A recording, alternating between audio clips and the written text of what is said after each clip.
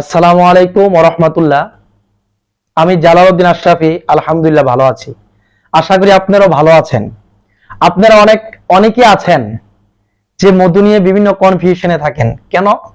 যে একটা মধু অনেক ঘন হয়, আরেকটা পাতলা হয়, আরেকটা আবার জমে যায়। তো আজকে আপনাদেরকে বাস্তবেই আমি দেখাবো যে মধু পাতলা কিংবা ঘন অথবা জমে গেলে যে মধু খারাপ, বিষয়টা এমন নয়। ঘন হওয়া, পাতলা হওয়া, জমে যাওয়া, এটা হচ্ছে অবস্থা এবং ফুলের ভিন্নতার কারণে। দেখেন, আমি আপনাদেরকে আজ মধুটা দেখাচ্ছি। এটা সম্পূর্ণ চাকের মধু। দেখেন, পানিতে দেওয়ার সাথে সাথে এই যে মিশে গেছে। আপনি মধুর কোনো অস্তিত্ব পাচ্ছেন না। এটাও কিন্তু পিওর চাকের মধু। দ্বিতীয় নাম্বার একটা দেখাচ্ছি। এই যে দেখেন, এটা পানিতে